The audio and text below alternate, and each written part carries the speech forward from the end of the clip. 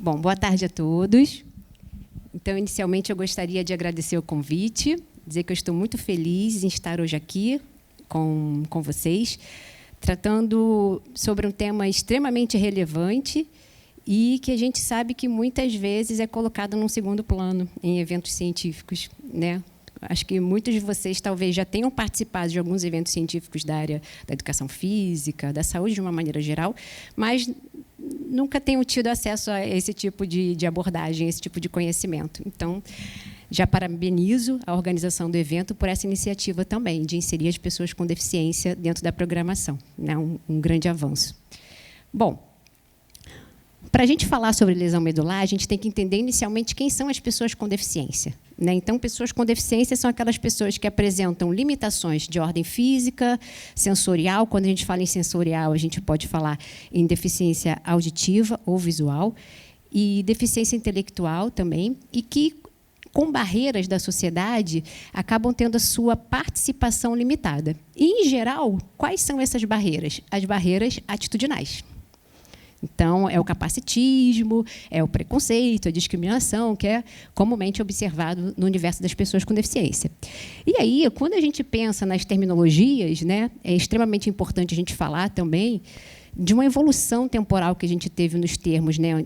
Antes a gente falava muito os deficientes, e quando a gente fala em deficiente, a gente já subjuga a capacidade da pessoa, né? Lembra na época da escola, quando a gente tirava o conceito D? O que era o conceito D? De deficiente, que era aquele que não era capaz de chegar ali na média para passar, por exemplo, né? Então, a gente tem o termo pessoa com deficiência porque a gente entende a deficiência como uma característica do sujeito. Então, ele tem uma característica. Como tem pessoas que têm cabelo liso, pessoas que são pretas, pessoas que são brancas, é uma característica da pessoa. E o fato dela ter essa característica não a torna pior ou melhor. Ela pura e simplesmente tem. E por ser uma pessoa, ela deve ter acesso a todas as oportunidades, tem seus direitos, deve ter os seus deveres garantidos, né? E a gente deve, então, evitar essas terminologias, né, também o ceguinho, o perneta, né, que a gente observa muito aí comumente. Então, são terminologias que a gente também deve evitar. Bom, quando a gente fala dos tipos de deficiência, a lesão medular é um tipo de deficiência física, né, assim como a paralisia cerebral, como a baixa estatura. E, conceitualmente, a lesão medular ela é caracterizada por uma ruptura da passagem das informações das vias aferentes para as vias eferentes e vice-versa. Então, o sistema nervoso central ele não conversa com a periferia e a periferia não conversa com o sistema nervoso central. A lesão medular ela pode ser classificada de acordo com o nível da lesão, né? A altura ela pode ser cervical, torácica, lombar ou sacral.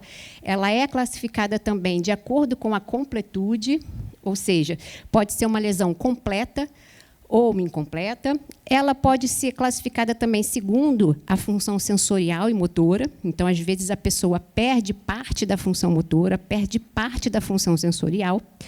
E, em geral, as pessoas, então, são classificadas como tetraplégicas, quando tem uma lesão mais alta, entre a primeira e a sétima vértebras cervicais, que geralmente compromete o quê? Membros superiores, tronco e membros inferiores, ou paraplégicas, que são aquelas que têm as lesões mais baixas, a partir de T1 até a última vértebra. E aí acaba comprometendo tronco e membros inferiores.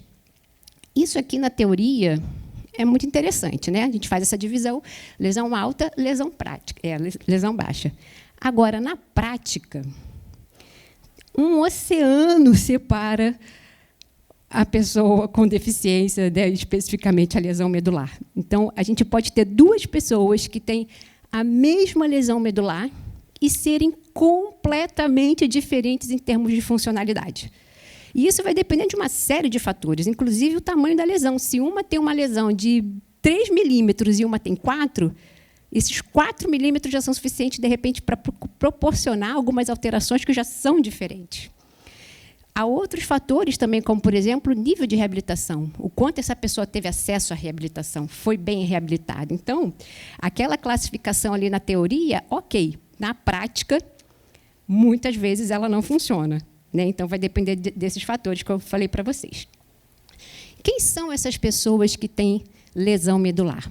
Existem alguns fatores de risco, né? Ou seja, algumas variáveis em que as pessoas têm uma probabilidade ou uma chance maior de ter a lesão medular.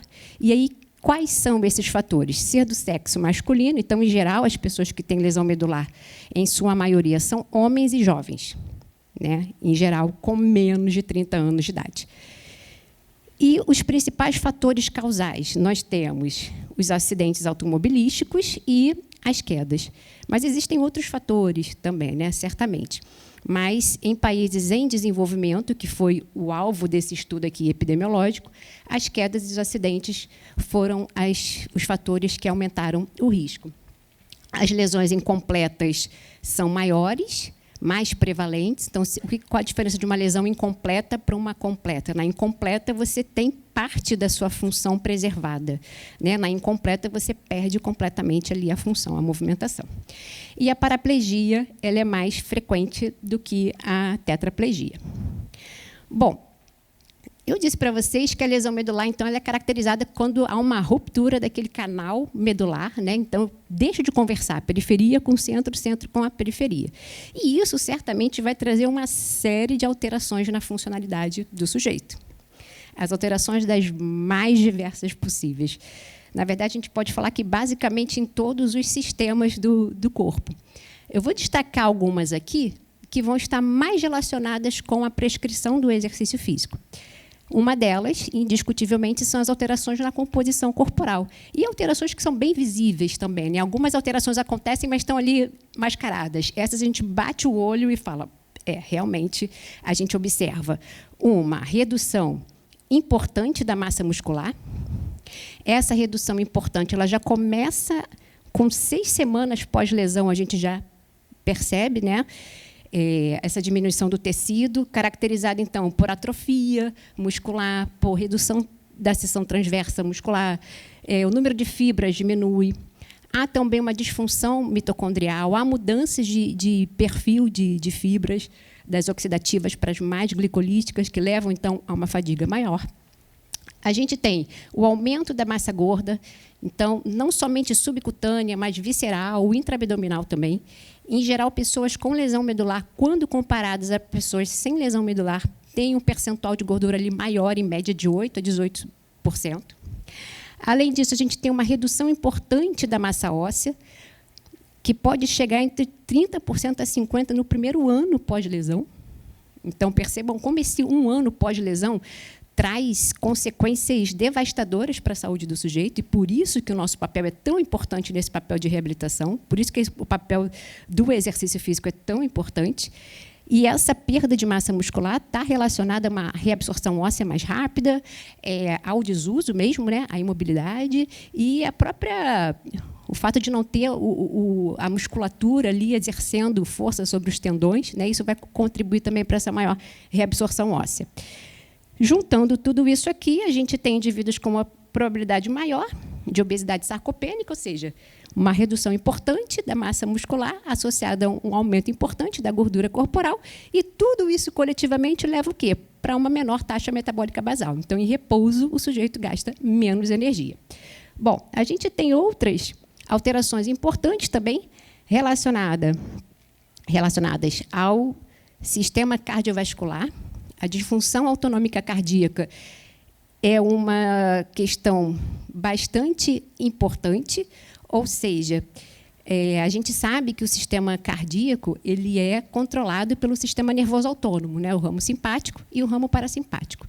Então, indivíduos que têm lesões medulares mais altas, acima de T6, não têm um ramo simpático funcionante, ou funciona, mas de uma maneira precária, né? Nesse caso, de uma maneira deficiente. Aí a palavra deficiente é bem aplicada. Mas o ramo parasimpático, como ele parte a partir do tronco cefálico, ele não é comprometido pela lesão. Então, aquela informação de bradicardia, né, aquela informação de desacelerar está preservada, enquanto a função de acelerar não está preservada. Então, em geral, as pessoas com lesão medular mais altas apresentam uma menor frequência cardíaca em repouso, uma menor pressão arterial, menor débito cardíaco. Há alterações também na anatomia do coração, com uma menor cavidade ventricular, né? Isso significa o quê? Um débito sistólico menor. Além disso, há também disfunções na função vascular, ou seja, a capacidade de vasodilatação e vasoconstrição fica mais comprometida, que isso leva a problemas importantes em quê? Na termorregulação. Então, são aquelas pessoas que têm uma dificuldade de liberar o suor, né, porque não há vasodilatação adequada, e aí, consequentemente, há um hiperaquecimento interno. E o contrário também é verdadeiro. Em ambientes frios, essas pessoas têm uma dificuldade maior de manter a sua temperatura corporal por essa falha da vasoconstrição. Outro aspecto importante, que eu vou falar mais à frente, é a disreflexia autonômica, mas só para a gente ser bem breve aqui, é um aumento muito exagerado da pressão arterial sistólica, muitas vezes chega a 250 em repouso, né, por um hiperreflexo simpático, e diminuição da função respiratória. Então, caracterizado por uma menor capacidade vital, menor fração expirada, menor pico de fluxo expiratório também. Outras repercussões estão relacionadas às úlceras de pressão, que podem levar a inflamações, danos teciduais importantes, aumenta o risco de hospitalização, a menor capacidade para o exercício. Então, dificilmente a gente consegue encontrar aquele platô do VO2 em pessoas com lesão medular. Geralmente, a gente encontra o VO2 de pico, e que, naturalmente, é menor do que em pessoas sem lesão medular. A dor crônica, que pode ser musculoesquelética, visceral, e a dor neuropática também, que, em geral, acomete um pouco mais de 50% das pessoas com lesão medular. Então, essa dor neuropática leva aquele formigamento constante, ou aquela queimação constante, né, que muitas vezes é incapacitante e que muitas vezes ficam com a pessoa ao longo de todo o dia. Né? E aí isso traz repercussões importantes para o quê? Para a qualidade do sono, para o humor. Né? Imagina você ficar o dia inteiro sentindo dor. Você dormir sentindo dor e acordar sentindo dor. Então, realmente, é algo que traz repercussões para a saúde mental do sujeito. E a gente poderia estar falando aqui de outras muitas repercussões relacionadas à lesão medular. E aí, olhando tudo isso, alteração cardiovascular, alteração na composição corporal, alteração respiratória, alteração na termorregulação, a gente pensa, como nós podemos minimizar esse problema? Eu acho que nós, como nossa maioria aqui, acredito, como profissionais de educação física, temos a resposta. Por meio do exercício. Então, já aproveito para começar a apresentar aqui os nossos convidados que participarão da mesa redonda logo em seguida, o Adson e o Rafael Pinho, mostrando aqui uma rotina de exercícios físicos feitos em academia. Então, daqui a pouco eles vão falar mais sobre essa rotina, mais sobre a história deles, da relação com o esporte, da relação com a lesão. Sendo que, eu preciso obrigatoriamente ir para a academia para fazer o exercício? Certamente não. Né? Então, a gente tem aqui o Ronaldo também, nosso próximo, que também estará na mesa redonda com a gente, se exercitando no ambiente domiciliar. Está aqui com o cicloergômetro para membros superiores, sentado na cadeira, aqui na posição de pé. Então, são mecanismos que a gente pode utilizar para tentar mudar aquele cenário, e que a gente sabe que muitos deles são realmente impactantes, né, em termos de melhora cardiorrespiratória, melhora na composição corporal, melhora no bem-estar. Há alguns casos que relatam também a melhoria da dor, não todos, mas há alguns relatos de melhora também.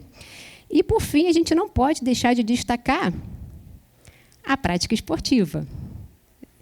E que, muitas vezes, a prática esportiva ela é descoberta durante a reabilitação. Né?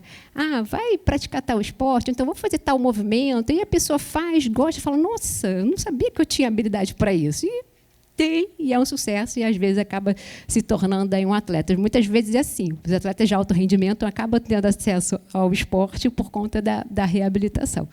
Então, a gente sabe ali qual é a receita do bolo para chegar a ter bons resultados, para minimizar aqueles efeitos, muitas vezes, devastadores da lesão medular. Mas, infelizmente, a nossa realidade é um pouco diferente daquela expectativa ali que eu mostrei para vocês. Eu mostrei ali para vocês pessoas felizes, se exercitando em casa, na academia, jogando rugby. Só que isso faz parte de uma pequena parcela da população de pessoas com lesão medular.